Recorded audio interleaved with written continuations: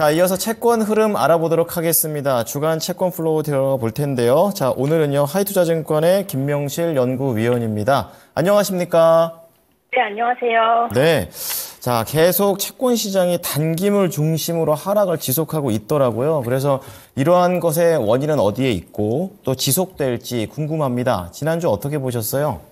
네, 지난주에도 미국 국채 금리는 대부분 구간에서 금리 하락세가 시현이 됐습니다. 10년물 금리는 지난 한 주 10bp 정도 빠지면서 현재 4.20%까지 내려왔고요. 말씀하신 대로 단기물인 2년물 금리는 13bp 정도 빠지는 모습 나타났습니다.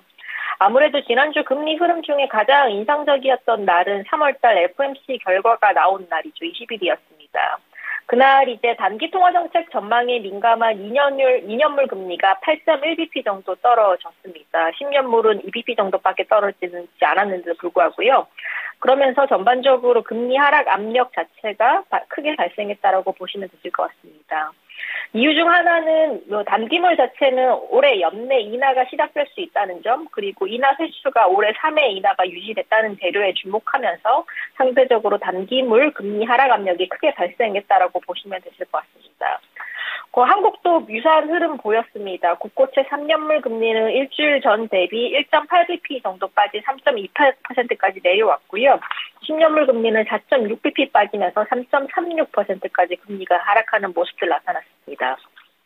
지난주 이벤트로는 FOMC뿐만 아니라 BOJ 소식도 있었습니다. 19일 날 BOJ는 마이너스 금리 정책을 해제하고 단기물 금리를 0에서 0.1%로 인상했습니다.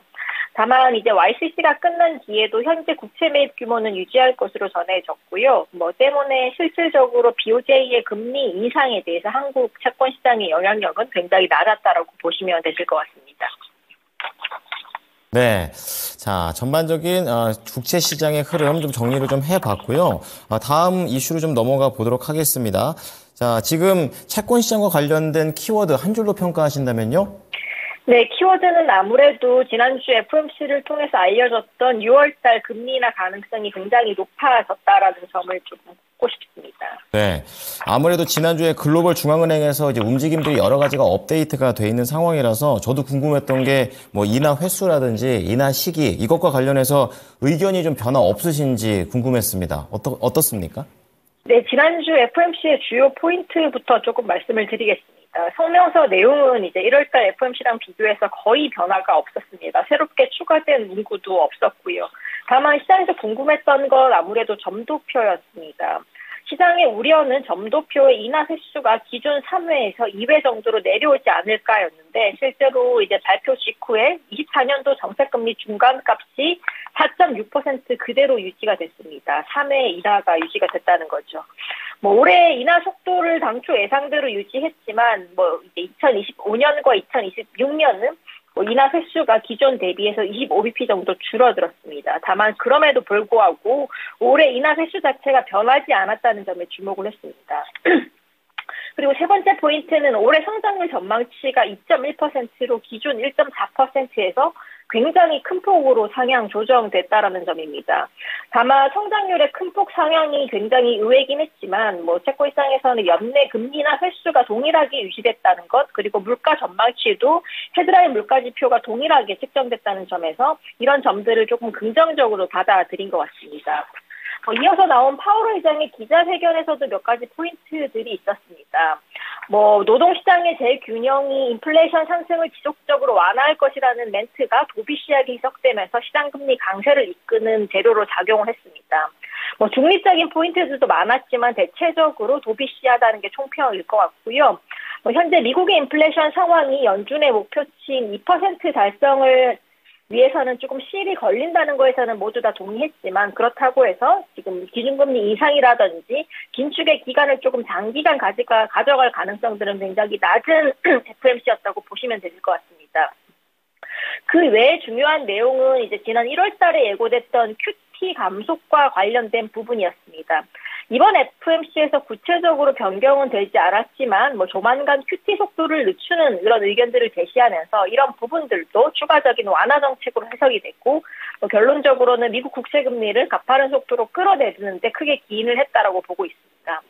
뭐 저희도 3월달 FOMC를 종합적으로 봤을 때 뭐 연준의 6월 인하 가능성은 한층 더 높아졌다라고 판단을 하고 있고요. 이런 부분에서 미국 국채 금리의 방향성 또한 기존의 이제 불확실성에서 금리 하향 안정화로 반전될 가능성들은 클 것으로 보여지고 있습니다. 실제로 이제 지난 FOMC에서 2년물 국채 금리가 장중에 8bp 정도 떨어졌습니다.